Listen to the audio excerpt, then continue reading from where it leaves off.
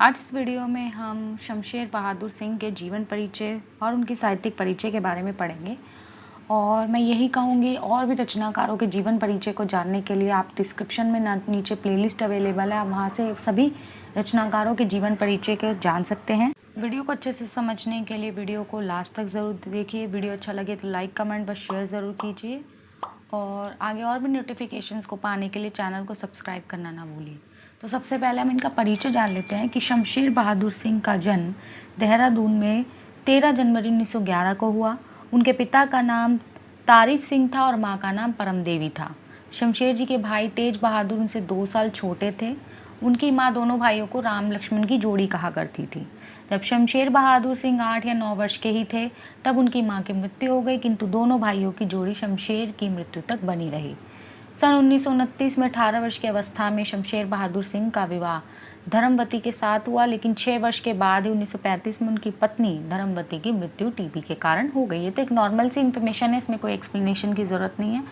अब हम इनकी शिक्षा को जान लेते हैं कि आरंभिक शिक्षा देहरादून में हुई और हाई स्कूल इंटर की परीक्षा गोंडा से दी। बीए इलाहाबाद से किया, किन्हीं कारणों से एमए फाइनल ना कर सके।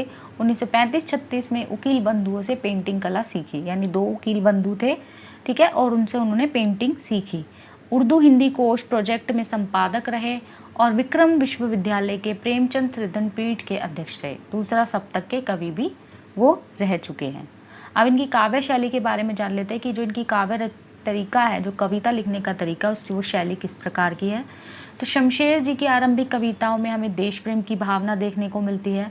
शमशेर जी के काव्य में सामाजिक चेतना भी देखी जा सकती है। उनका कहना था कि व्यक्ति अपने आप में ही समाज का एक अंश है। ये जाहिर सी बात है, जो व्यक्ति है वो समाज से ही उत्पन्न हुआ है, समाज में ही रहता है, समाज में ही जीता है, तो जो व्यक्ति है वो समाज का ही एक अंश है। मूलतः शमशेर जी प्रेम और सौंदर्य के कवि माने जाते हैं। उनकी कविता में प्रेम का रंग बड़ा ही गहरा है। इस प्रकार कवि ने अपनी कविताओं में जहाँ एक और प्रकृति चित्रण किया है, वहीं दूसरी ओर बाह्य आडंबरों तथा रूढ़ियों का भी विरोध किया है। अब इनका आधुनिक काव्यबोध क्या है, यानी आधुनिक रचनाओं के संदर्भ में इनका काव्यबोध क्या कहता है।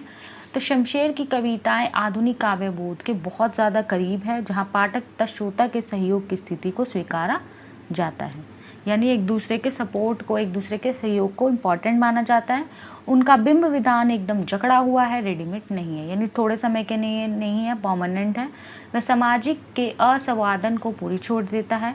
इस दृष्टि से उनमें अमूर्तन की प्रवृत्ति अपनी काफ़ी शुद्ध रूप में दिखाई देती है। उर्दू की गज़ल से प्रभावित होने पर भी उन्होंने काव्य शिल्प के नवीनतम रूपों को अपनाया। प्रयोगवाद और नई कविता के पुरस्कर्ताओं में वो अग्रणी रहे हैं, यानी सबसे आगे रहे हैं।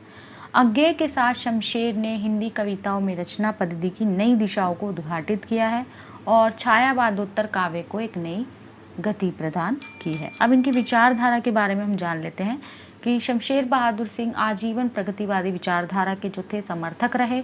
उन्होंने स्वाधीनता और क्रांति को अपनी निजी चीज़ की तरह बताया, यानी जो स्वाधीनता है और जो हम क्रांति कर रहे हैं हमारी पर्सनल चीज़ है, ये हम अपने लिए कर रहे हैं। शमशेर के राग विराग गहरे और स्थायी है। अवसरवादी ढंग से विचारों को अपनाना छोड़ना उनका काम नहीं है, यानी सिचुएशन के अकॉर्डिंग चीज़ों को एक्सेप्ट करना, और जब सिचुएशन नहीं है तो उनको छोड़ देना, ये वो नहीं करते हैं। अपने मित्र और कवि केदारनाथ अग्रवाल की तरह वे एक तरफ यौवन की उमड़ती यमुनाएं अनुभव कर सकते हैं, वहीं दूसरी ओर लहू भरे ग्वालियर के बाजार में जुलूस भी देख सकते हैं।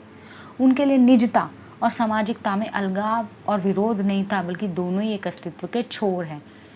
यानी ये 2 अलग चीज़ें नहीं हैं कि कोई अपने बारे में सोचे और एक समाज की बात हम कर रहे हैं। ये 2 अलग चीज़ नहीं है, ये विरोध नहीं है, बल्कि एक अस्तित्व के 2 छोर है, यानी एक इंसान की पर्सनालिटी के 2 कॉर्नर्स हैं। इनकी रचनाएं देख लेते हैं। इनकी काव्य कृतियाँ हैं, कुछ कविताएं 1956, कुछ और कविता 1961, शमशेर बहादुर सिंह की कविता 1972, इतने पास अपने 1980, उदिता अभिव्यक्ति का संघर्ष 1980, चुका भी हूँ नहीं मैं 1981, बात बोलेगी, काल तुझसे होड़ है मेरी 1988, शमशेर की गज़लें।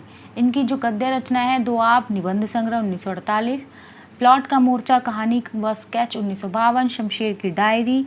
इनके अनुवाद है सरशार के उर्दू उपन्यास कामिनी, हुशू, पी कहा, एजाज हुसैन द्वारा लिखी उर्दू साहित्य का इतिहास, षड्यंत्र, सोवियत संघ विरोधी गतिविधियों का इतिहास, वांदा वासिलवास्का रूसी के उपन्यास पृथ्वी और आकाश आश्चर्य लोक में एलिस। इनके सम्मान और पुरस्कार देख लेते हैं कि इनको देर से ही सही बड़े बड़े पुरस्कार भी मिले। साहित्य अकादमी 1977, मैथिली शरण गुप्त पुरस्कार 1987, कबीर सम्मान 1989 आदि। इनके मृत्यु के बारे में हम जान लेते हैं कि शमशेर बहादुर सिंह ने 12 मई 1993 को दुनिया से अलविदा कहा। डॉक्टर रंजना अरगड़े के अनुसार जब उन्हें हार्ट अटैक आया तो अस्पताल में लगभग 72 घंटे से भी कम रहे। वे बहुत पीड़ा का समय तो नहीं था, लेकिन उन्हें शायद अंदाज़ा हो गया था कि अब जाने का समय आ गया है। मैं उनसे पूछ रही थी कि क्या वह सुनना चाहेंगे, गालिब या कुछ और, लेकिन वे इनकार में सिर हिलाते रहे। वह याद करती है, आखिर में शमशेर ने गायत्री मंत्र सुनने की इच्छा जताई। उज्जैन में जब वे थे तो संस्कृत की छूटी हुई कड़ी वहीं हाथ आ गई थी। मैं गायत्री मंत्र बोल रही थी और वे साथ में बोलते जा रहे थे। मंत्र बोलते बोलते जब वो चुप हो गए तो मैं जान गई थी कि अब वो नहीं रहे।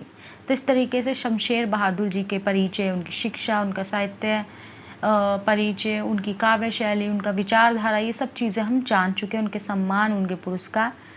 तो होपफुली आपको ये वीडियो जो है अच्छे से समझ आया होगा। यही कहूँगी, किसी भी तरह का कोई डाउट हो, कोई क्वेरी हो, कमेंट सेक्शन में जाके कमेंट छात्रों ज़रूर किया कीजिए। और वीडियो अच्छा लगा है तो लाइक, कमेंट व शेयर ज़रूर कीजिए। आगे और भी नोटिफिकेशंस को पाने के लिए चैनल को सब्सक्राइब करना ना भूलिए। धन्यवाद।